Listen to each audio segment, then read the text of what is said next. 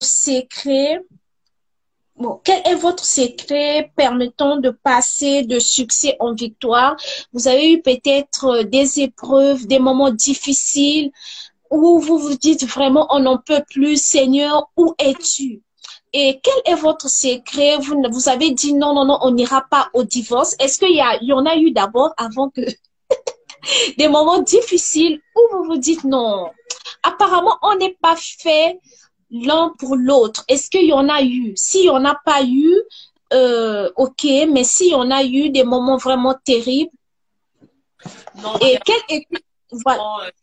il n'y a pas eu des moments terribles dans le mariage. C'était vraiment avant qu'on se marie, par rapport à nos familles. C'est ça qu'on vous a raconté là, qui était difficile pour nous, qui était une grande épreuve. Mais une fois que les familles étaient OK, le mariage se sont fait, puis tout était vraiment nickel. Ouais. Mais j'aimerais juste ajouter un point quand même. Tu vois, c'est facile de dire qu'il n'y en a pas eu, mais j'aimerais expliquer ce que je pense, selon moi, à mon humble avis, c'est qui a fait que justement il n'y a pas eu ces moments où on se pose la question, est-ce qu'on est fait pour être ensemble, on devrait divorcer. Je pense que ça a rapport avec le fait que on ne laisse pas accumuler les choses.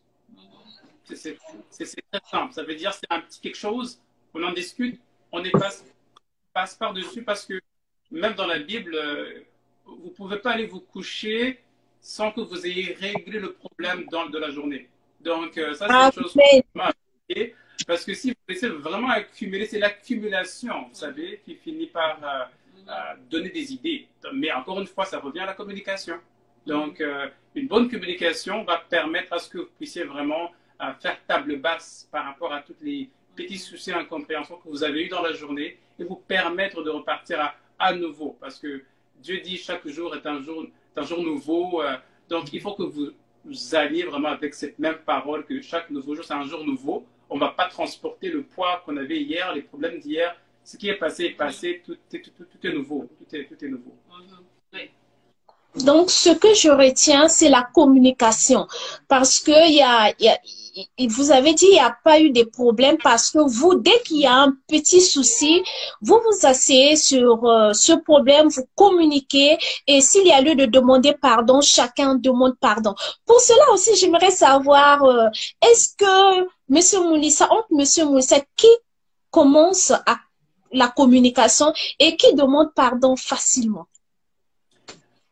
Alors, bon, ça, c'est une chose qui a évolué avec le temps parce qu'initialement, comme je disais, c'est toujours moi qui c'est moi qui amène toujours la parole en premier et c'est moi qui tirais les pour qu'on parle parce qu'il était de nature boudeuse, mais grâce à Dieu, j'ai pu changer ça.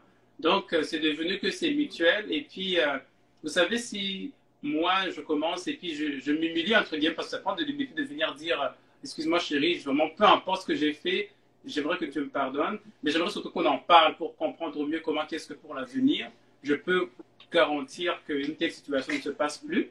Donc, tu vois, si je viens en premier, ça va la donner comme un exemple, comme une base à partir de laquelle elle aussi, elle se sentira plus à l'aise, plus apte à aussi venir la prochaine fois pour faire la paix. En fait, on vient faire la paix. On ne vient pas chercher le coupable, on vient faire la paix. Quand tu viens dans cette perspective-là, tu n'as pas de la difficulté à avoir de l'humilité et à dire j'aimerais te demander pardon et j'aimerais qu'on puisse en discuter pour qu'on puisse savoir qu'est-ce qu'il faut faire, qu'est-ce qu'il faut éviter pour les prochaines fois. Ok, parfait. Mais moi, je veux juste, excusez-moi de couper, je fais un bisou à Divine, c'est une de mes filles que j'avais à Moncton. Je te fais un bisou, Divine. Donc, vraiment, ce que Steve dit, c'est vrai, c'est la communication.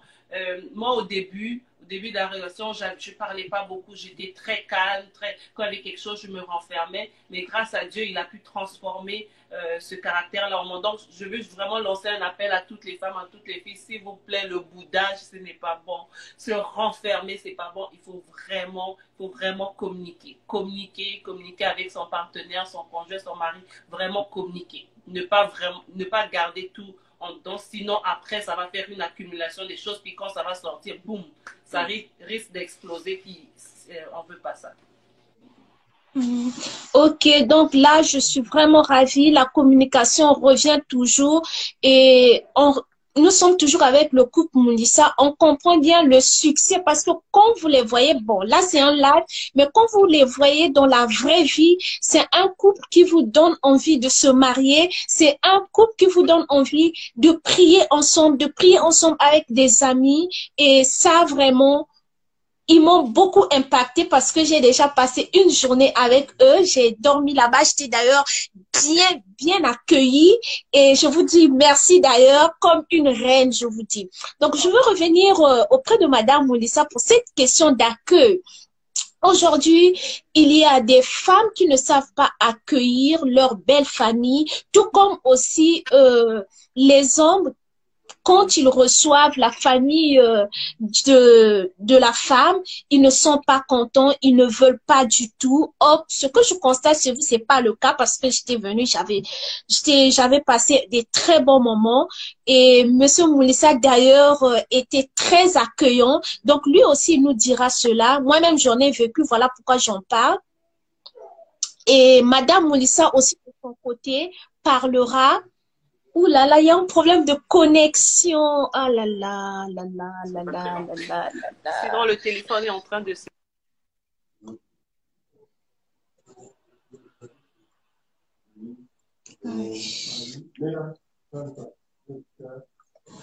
Voilà, on est toujours avec le couple Moulissa. C'est un couple chrétien, c'est un couple qui sert le Seigneur, c'est un couple aussi intellectuel. Donc, la femme a fait pharmacologie. L'homme a fait pharmacologie. Voilà, ils sont là. Voilà, donc c'est ça la question. Quel est le secret de ton accueil? Et quel est le secret aussi de Papa Steve? Parce que je vous assure, parce que moi je suis un peu timide, pour ceux peut-être qui me voient sur YouTube avec les vidéos, mais dans la vie réelle, je suis un peu timide, mais j'étais très à l'aise, on me mettait à l'aise. Donc j'aimerais savoir un peu que vous puissiez nous dire, parce qu'il y a des gens forcément qui sont accueillantes, Madame Moulissa, mais à cause de la timidité, ne savent pas recevoir des invités. Oui. Qu'est-ce que vous dites à ce propos d'accueil? On est en train de charger le téléphone. Ah. Ok, là je pense que... Oui, parce que le téléphone s'était déchargé, désolé.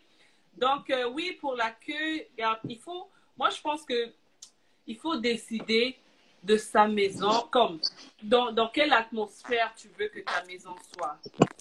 Est-ce que tu veux une atmosphère de joie, de paix, que ça soit toujours chaleureux chez toi? Donc, nous, c'est cette décision-là qu'on a prise. On veut que notre maison soit chaleureuse, que lorsqu'on rentre dans la maison, qu'on soit content d'être à la maison, même quand on revient du travail, qu'on revient de l'extérieur, qu'on rentre à la maison, qu'on soit bien. Ça doit être accueillant. Tu dois avoir envie de rentrer chez toi à la maison. Quand tu es au travail, quand on marie au travail, qu'il ait envie de rentrer à la maison parce que la maison, c'est chaleureux.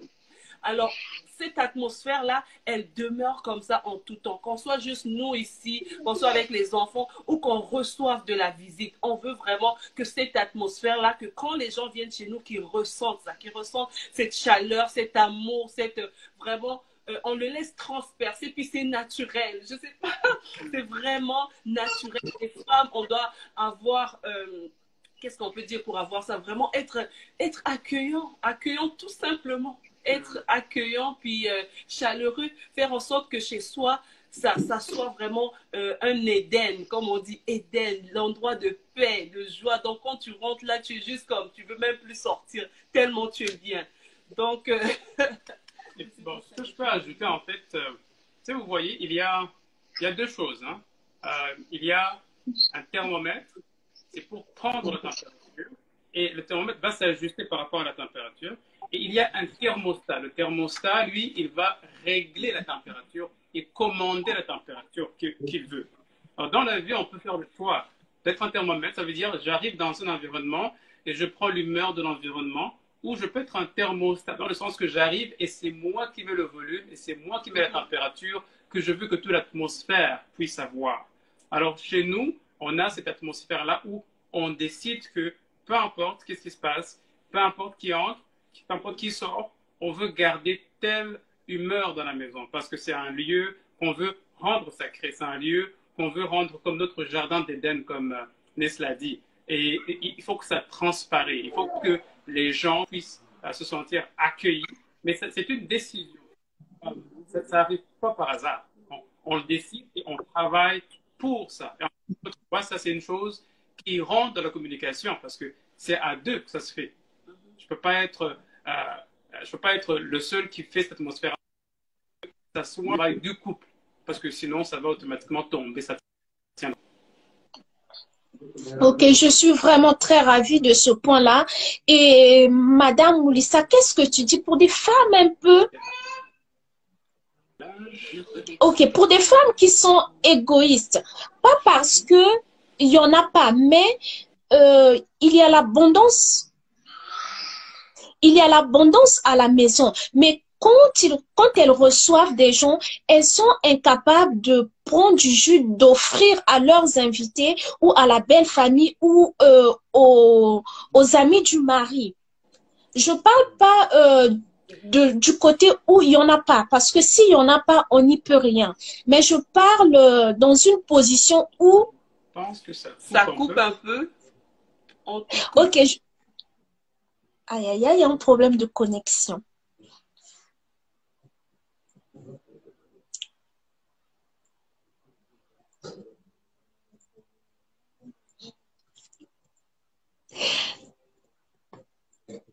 Vous êtes là?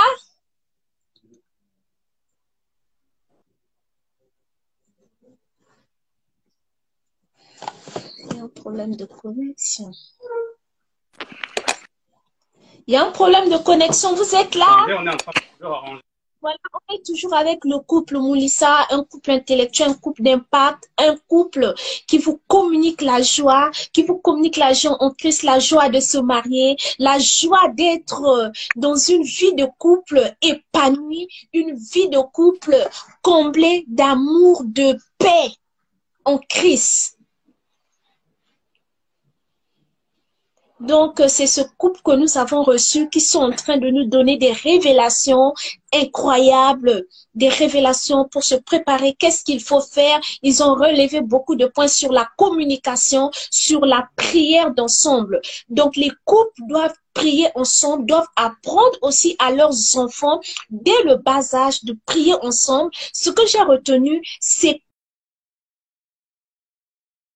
Mais après, les enfants vont s'adapter. Je sais pas ce qui se passe. En tout cas, on attend encore. On est toujours avec le couple Mounissa. Ne vous déconnectez pas. Je pense qu'il y a un problème de connexion à leur niveau. Je sais pas ce qui se passe. Ok, je les invite encore.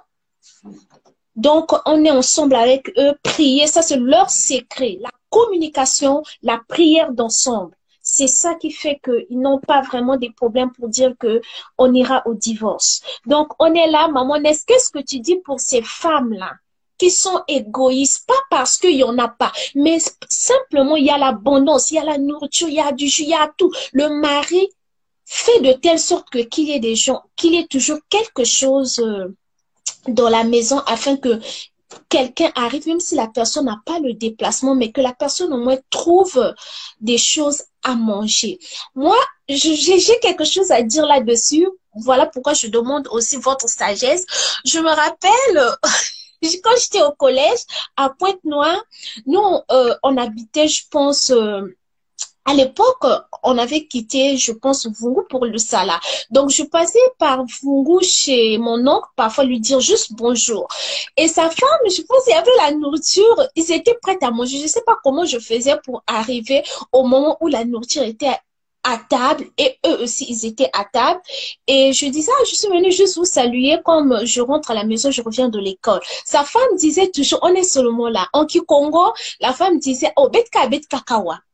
Et c'était tout. Je dis, ah, ok, je vais. Mais jamais elle pouvait dire non, passe à table, mange avant de continuer ton chemin. Bon, je n'avais pas aussi l'intention de manger, mais c'est quand même important de proposer. Donc, qu'est-ce que vous vous en dites? C'est une question de la femme, ça. C'est une question de la... Qu'est-ce que vous en dites à ce point-là, l'égoïste? Ouais, moi, je pense que Il faut, je pense que c'est plus au niveau du caractère. Il faut travailler son caractère dans le Seigneur. Vous pouvez pas, je pense que le son, vous pouvez augmenter un peu le volume.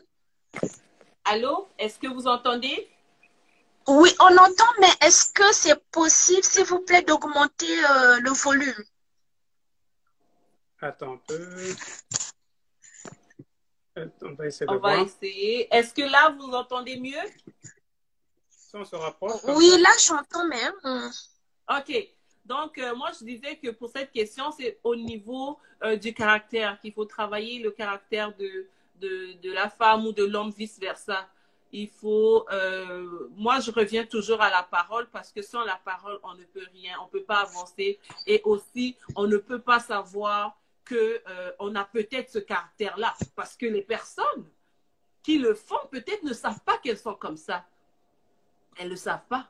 Peut-être, je ne sais pas. Parce que moi, je suis du genre, il faut vraiment, dans le couple, comme on a dit, ça prend la communication. Alors, si l'un ou l'autre voit quelque chose qui n'est pas bien, doit le dire à l'autre pour que l'autre puisse avoir la chance de pouvoir travailler là-dessus, travailler ce comportement. Vous pouvez un peu augmenter le volume, le son.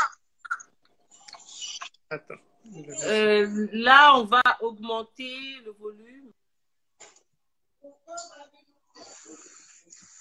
Est-ce que là, c'est mieux? Allô? Oui, ok.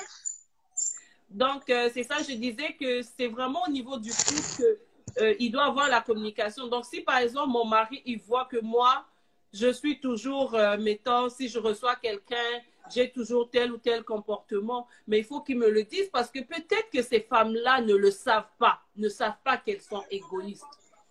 Je pars du principe qu'elles ne le savent pas, alors ça prend vraiment qu'on puisse le leur dire et puis qu'elles vont peut-être pouvoir changer ce comportement-là. Bon, celles qui le savent et qui font exprès, alors là, c'est encore une autre histoire parce que à ce moment-là, je ne sais pas quoi dire. Tu sais que tu es égoïste, mais tu le fais quand même. Est-ce que ça glorifie l'Éternel, ce comportement-là? Est-ce que notre Dieu est un Dieu qui est égoïste? Il ne l'est pas. S'il t'a donné ces moyens-là, s'il t'a donné cette possibilité-là, alors pourquoi ne pas aussi pouvoir partager aux autres qui sont dans le besoin? Là, il y a vraiment un problème à ce niveau-là. Alors, il faut aller travailler ce comportement-là, demander à Dieu, mais pourquoi j'ai ce comportement-là? Et je continue même.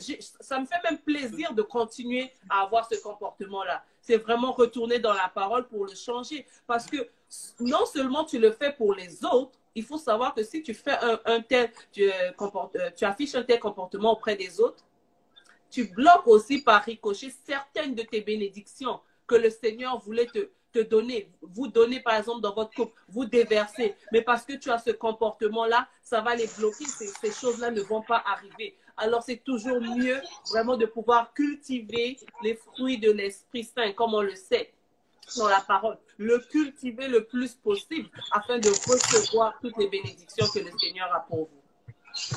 Ok, c'est très important. Je vois déjà un Congolais a commenté, ça dépend parce que tu peux donner à manger à quelqu'un et la personne aura mal au ventre. Non, nous sommes des chrétiens, tout est sanctifié par la parole. Donc, l'idéal serait, quand quelqu'un arrive chez vous, c'est de proposer. C'est à la personne de refuser parce que souvent on dit, on visite pas des gens bêtement, surtout en Afrique, parce que ici au Canada, on est occupé et c'est difficile d'aller chez une personne sans invitation, sans avoir appelé.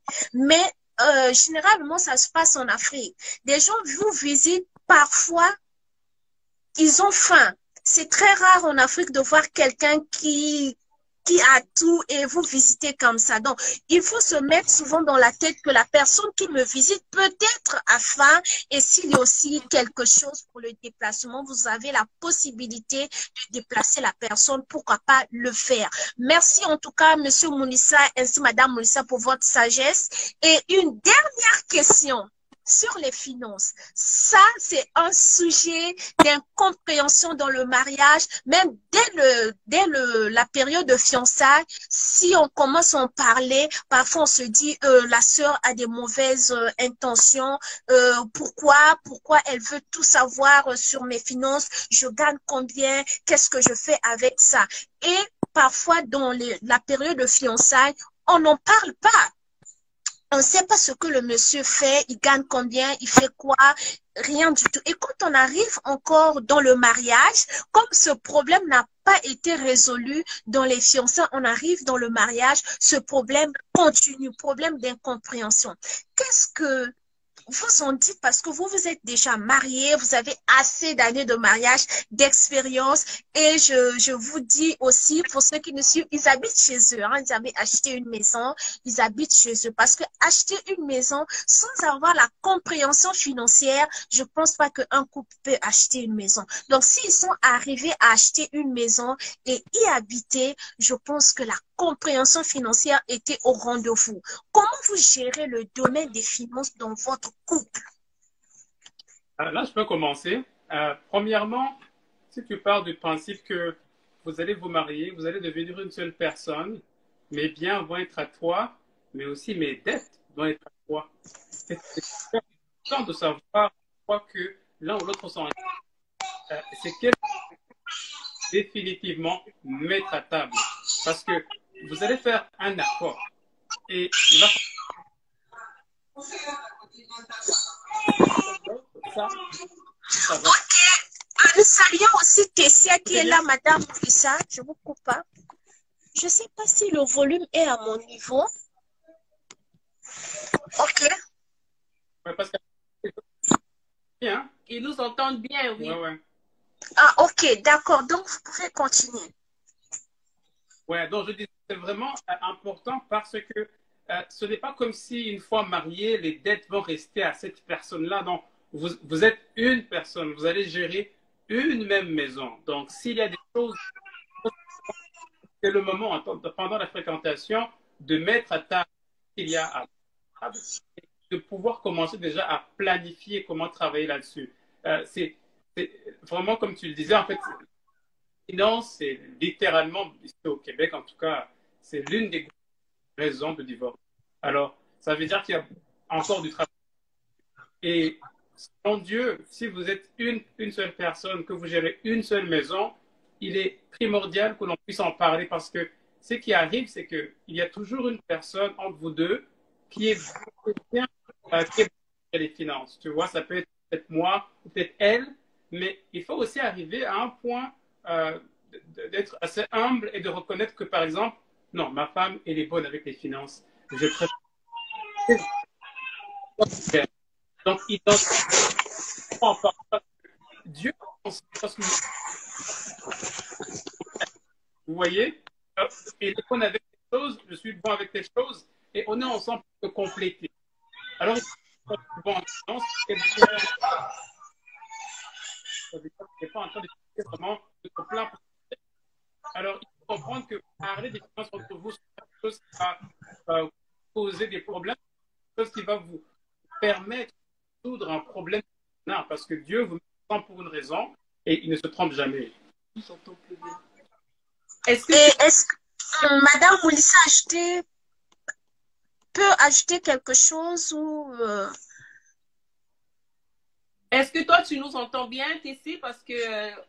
Est-ce que vous nous entendez très bien? Est-ce que vous entendez très bien le couple Moulissa? Vous pouvez faire signe? Le son est bon?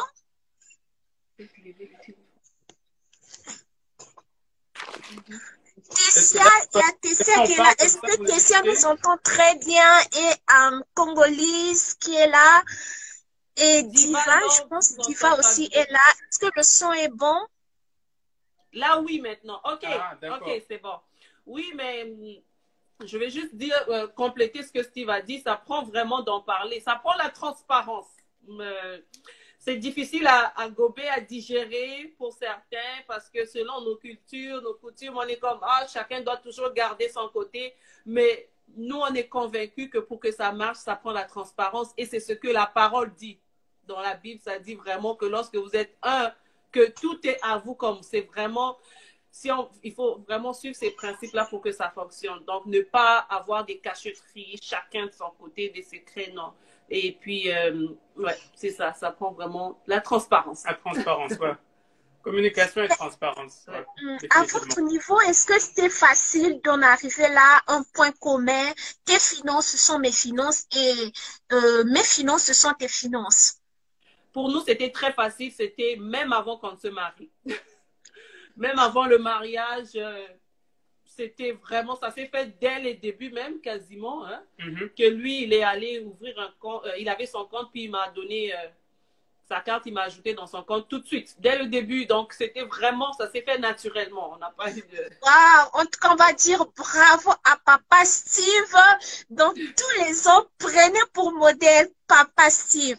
Qu'est-ce que vous dites à ces couples qui ont toutefois les problèmes? Ils n'ont pas des problèmes d'infidélité, pas un problème d'impolitesse, mais le problème qui revient souvent à table, c'est l'incompréhension financière. Ils ont toujours des problèmes au niveau des finances. Quel est le danger de cacher son salaire à sa femme, ses finances à sa femme? Parce qu'aujourd'hui, on a constaté, plus que tu caches tes finances à ta femme, la femme ne saura pas ce que tu gagnes, pourra te demander au-delà de ce que tu gagnes. Mais par contre, je trouve que, comme vous l'avez dit, quand vous mettez tout ensemble, elle sait combien tu gagnes, elle sait quel projet faire, peut-être une activité économique, un projet. Qu'est-ce que vous pouvez dire à ces couples qui ne sont pas encore arrivés à votre point? La compréhension financière, mettre des choses ensemble. Aujourd'hui, beaucoup de couples, même chrétiens, qui disent que chacun doit garder son argent de son côté. Ne touche pas à mon argent. Je te donne l'amour, mais ne touche pas à mon argent. Qu'est-ce que vous en dites? Qu'est-ce que vous pouvez conseiller? Quel conseil donnerez-vous? Oui, non, c'est sûr que en tant que couple, on est amené à faire des projets communs. C'est un des projets, par exemple, que tu as parlé, disons, acheter la maison. Parce que ça, c'est une chose, la plupart du temps, ça prend deux personnes. C'est mieux quand c'est deux personnes. Et plus il y a de la transparence, plus qu'on peut vraiment bien, en fait, faire des projets de cette ampleur-là.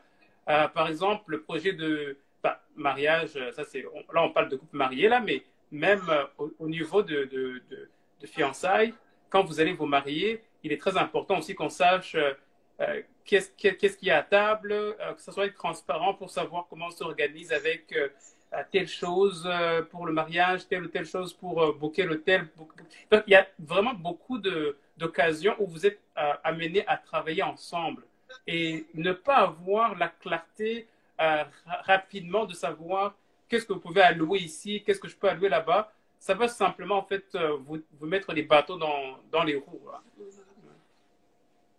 Tu veux acheter un truc? Non, c'est vraiment ça.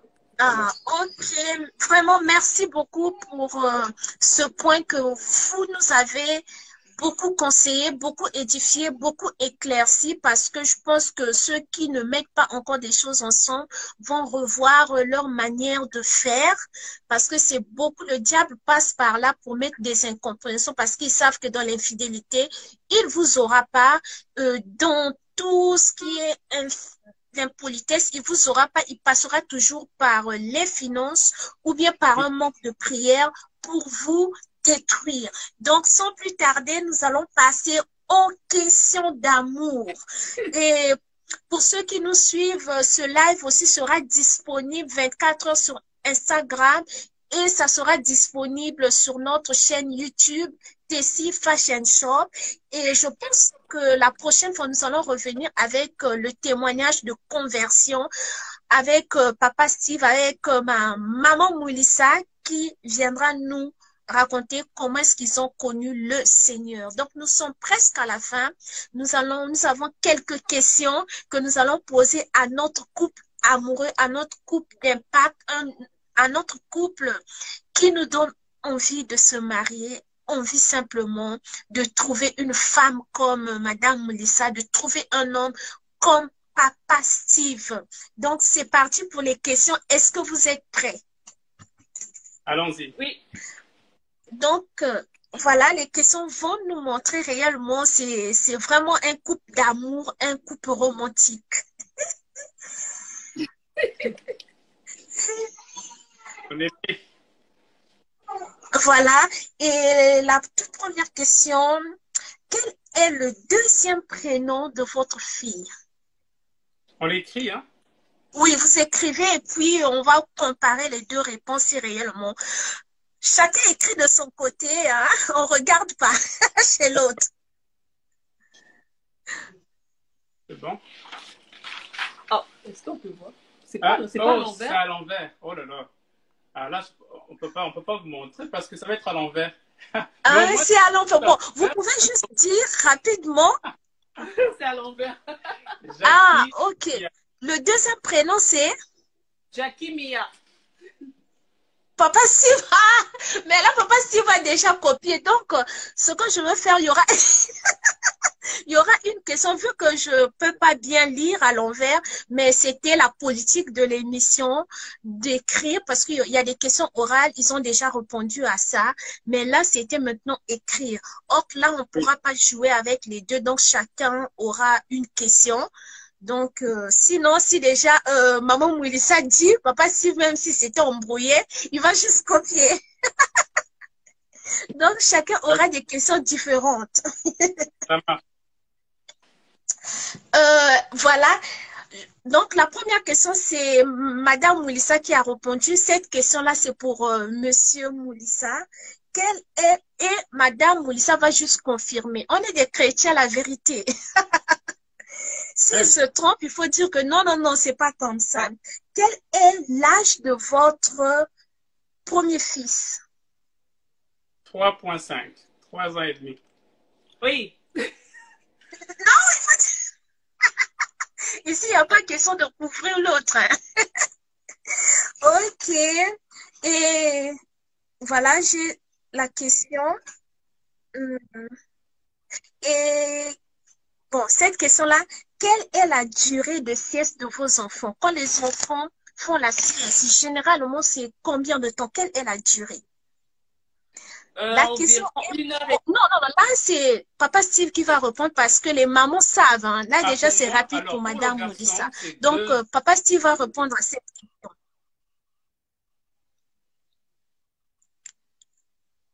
2 heures. Et puis pour la petite fille, c'est 1 heure et demie. D'ailleurs, en parlant de la Madame petite Moulissa, fille, elle vient de se réveiller. Il y en a qui va devoir aller la prendre.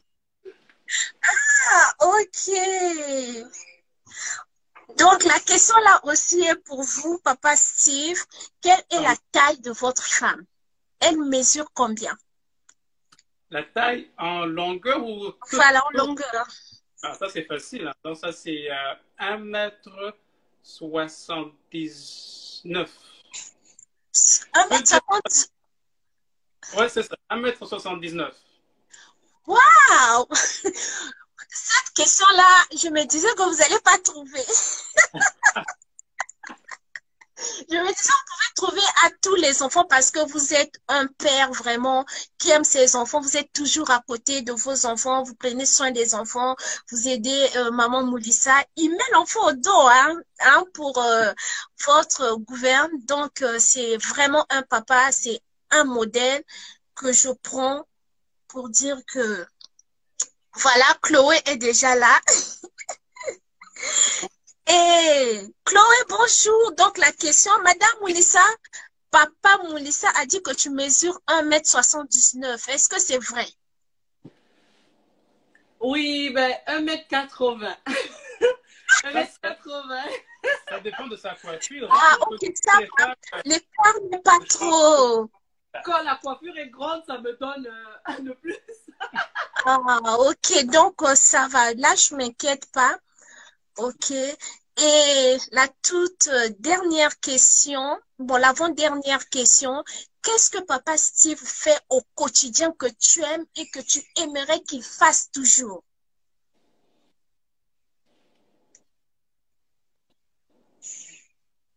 Cette question est pour vous deux. Chacun va répondre. Qu'est-ce qu'il fait au quotidien?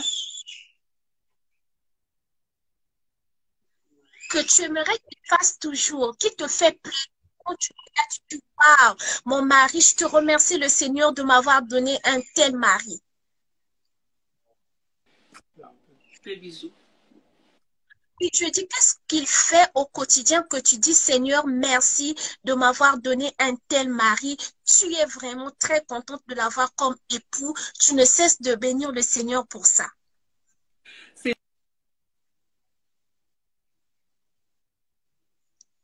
Mais une chose qui me fait vraiment du bien, qui me fait plaisir quand je le vois faire ça, c'est quand il s'occupe des enfants au quotidien. Ça me fait vraiment chaud au cœur. Qui s'occupe surtout au niveau de l'éducation. Franchement, il est tellement impliqué à 100% que je dis que si c'était pas lui, là, je sais pas qu'est-ce que j'allais faire. Et surtout que maintenant, nous sommes dans une phase de confinement. Confinement, c'est-à-dire on est à la maison, on sort pas, on est avec des petits-enfants qui demandent beaucoup d'attention. Et moi, mon travail est plus demandant que le travail de mon mari. Donc, je dois vraiment être plus connectée. J'ai des réunions, tout ça. Mais comme on a établi un horaire, puis c'est lui qui s'occupe des enfants quasiment toute la journée. Il s'en occupe, il donne à manger. Puis ça, là, quand je vois ça, ça me fait vraiment, ça me fait du bien. Ça me fait vraiment du bien en quotidien. Et Papa Steve, de ton côté, qu'est-ce que tu vois que notre sœur Moulissa, notre femme d'impact, notre femme comblée de joie, de paix, remplie d'amour de Dieu, fait que tu dis, oh Seigneur, merci que tu aies mis cette femme sur mon chemin.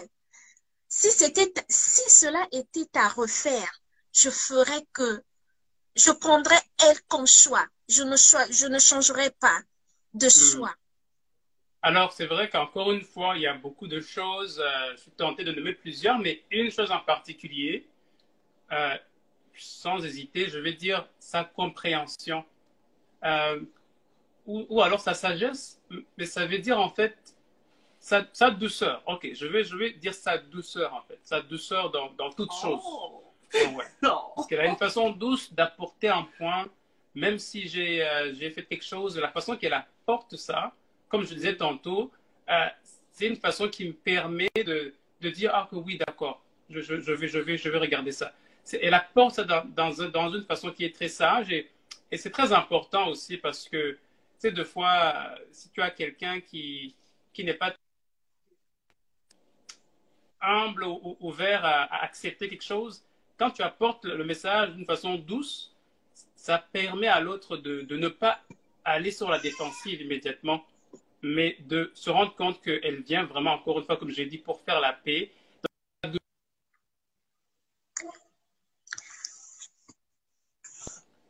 Ah, est-ce que la connexion... Est-ce que vous nous écoutez toujours? En tout... Oui, je vous écoute, mais ça tombe, je ne sais pas si la connexion est bonne. Est-ce que vous avez écouté la réponse? Merci beaucoup d'avoir accepté notre invitation. Voilà, c'est nos invités qui ont vraiment accepté pour la première fois de participer à cette rubrique radieuse et romantique, histoire d'amour des couples chrétiens. Nous avons beaucoup appris, nous avons appris la communication, nous avons appris le partage, savoir accueillir des gens qui viennent chez vous. Nous avons appris les couples doivent prier ensemble, les enfants aussi ensemble, apprendre aux enfants de prier dès le bas âge. Nous avons appris la compréhension financière, mettre des choses ensemble pour aller de l'avant. Et vraiment, merci beaucoup. Nous avons été bénis, bénis, bénis. Et je vous remercie. Est-ce que vous avez un dernier mot, des dédicaces à faire? Voilà. D'accord. Ok, c'est bon. C'est bon. Votre mot de la fin, si vous avez des dédicaces.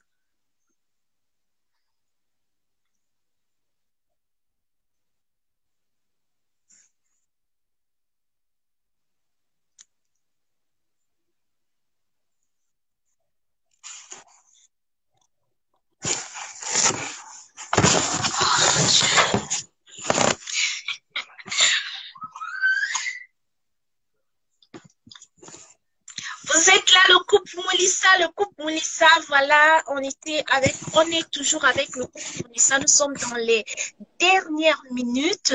Voilà, Madame Moulissa qui a un master en pharmacologie et puis voilà, vous êtes là? Oui. Ok, votre dernier mot pour ce soir, juste ce soir parce que vous allez encore revenir un autre jour et les dédicaces. Aïe, aïe, aïe. Vous êtes là, vous êtes là, vous êtes là. Merci, merci à vous d'avoir participé et nous allons recevoir encore les autres couples et puis un témoignage d'une femme que le Seigneur a guérie, a vécu un miracle, a vécu le surnaturel, la puissance de Dieu après plusieurs fausses couches. Dieu l'a bénie. Nous allons recevoir notre sœur. Voilà.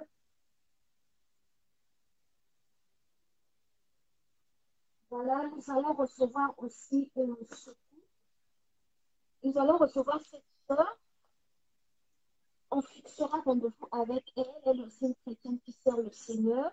Donc, soyez branchés sur notre chaîne YouTube Tessie Fashion Show. Cliquez Tessie Fashion Show, abonnez-vous. Voilà votre mot de la fin pour ce soir. Qu'est-ce que vous dites? D'ailleurs, aussi, je remercie les parents des deux côtés, de Papa Steve ainsi que de Maman Moulissa pour l'éducation. En tout cas, on les salue là où ils sont et on dit qu'on les aime beaucoup parce qu'on voit un couple modèle. Je suis très flattée, très impactée. Bon, j'aimerais commencer pour le mot de la fin.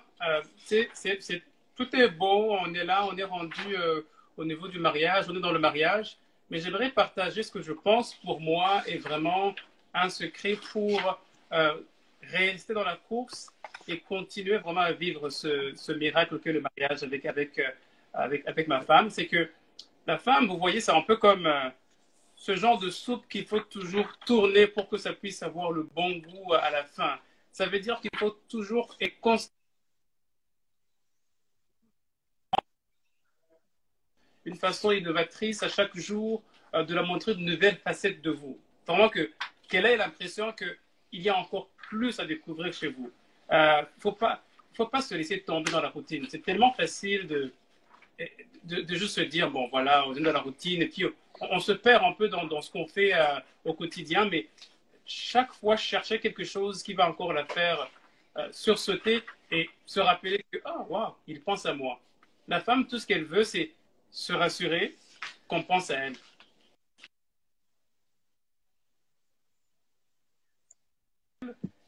Ça fait d'elle une femme comblée. Et quand ta femme est comblée, elle va te le remettre au centuple. Hein. Donc, c'est comme une banque avec grand intérêt. Donc, je vous invite à faire ça. C'est ton mot de la fin? Ouais. Oh, et Madame Moulissa? Bon.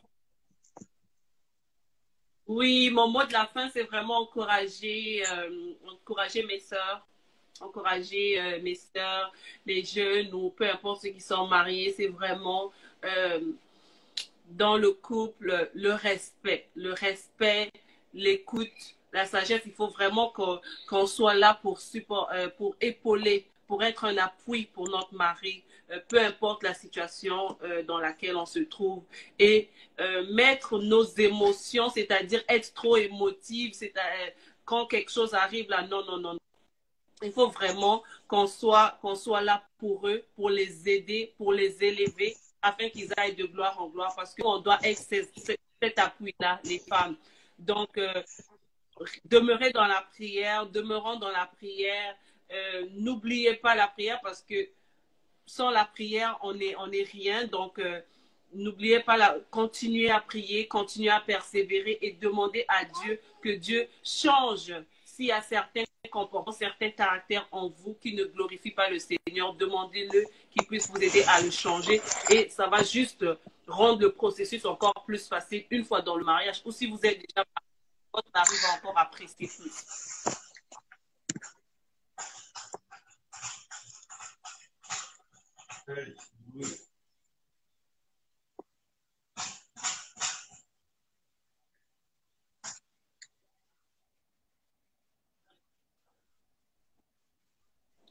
Je ne sais pas s'il y a d'autres questions auxquelles on n'a pas répondu, peut-être dans les commentaires. Je sais pas. Merci à tout le monde pour votre support. Merci aussi à Tessie de nous avoir invités, d'avoir pensé à nous. Vraiment, c'était tout un honneur. Ça nous fait plaisir de savoir que on a pu t'impacter d'une manière ou d'une autre. Voilà pourquoi tu nous as choisi pour ton premier. Ça nous fait vraiment plaisir. Merci beaucoup. En tout cas, c'est un plaisir. Il y a quelque chose qui me vient tout de suite là à l'esprit. Qu'est-ce que vous dites à ces femmes qui sont âgées, avancées en âge, 40 ans, 45 ans, qui espèrent toujours un jour je vais me marier? Il y en a d'autres aussi qui n'ont plus d'espoir, qui disent que Seigneur, où es-tu? Où est l'homme de ma vie? Où est celui que tu as prédestiné pour moi? J'aimerais retrouver cette femme. Et du côté des hommes aussi, peur de s'engager, l'âge avance, ils ont peur du divorce. Qu'est-ce que vous pouvez dire à ces femmes avancées en âge? D'autres tiennent, mais d'autres sont désespérées. Ils disent qu'on n'en peut plus. C'est vraiment ça, c'est m'est venu juste maintenant là. J'aimerais que vous puissiez dire un mot pour ces personnes-là, avancées en âge, qui attendent quelque chose de la part de Dieu, mais peut-être qu'ils n'ont pas encore vécu ce miracle, qui n'ont pas encore vécu cette promesse de Dieu.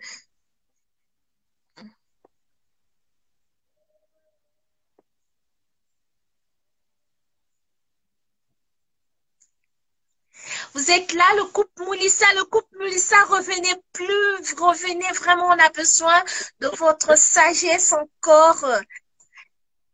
Qu'est-ce que vous dites vraiment pour ces personnes-là? Est-ce que Dieu est en retard à leur sujet? Est-ce qu'ils doivent encore patienter dans la prière ou comment? Alors,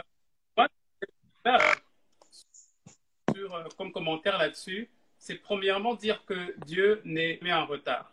On peut avoir l'impression que Dieu est en retard par rapport à notre temps à nous, mais Dieu arrive au meilleur moment. Peu importe la situation. Dans la Bible, par exemple, quand il a ressuscité l'enfant, pour le monde, c'était trop tard. Tu es arrivé trop tard, 2 jours, il est déjà parti. Mais Dieu te dit, il n'y a pas de retard. Même ce que tu crois être mort, Dieu peut le ressusciter. C'est un mariage que tu crois mort, Dieu peut le ressusciter. Il n'est pas en retard. Ce que tu as à faire de ton côté, et te dire que si la promesse qu'il t'a faite n'est pas encore là, persiste encore. Parce que quand sa parole sort, elle fait un effet, certainement. Elle ne revient jamais sans faire d'effet. Donc, à toi, en fait, de garder cette confiance. Et le mot ici, c'est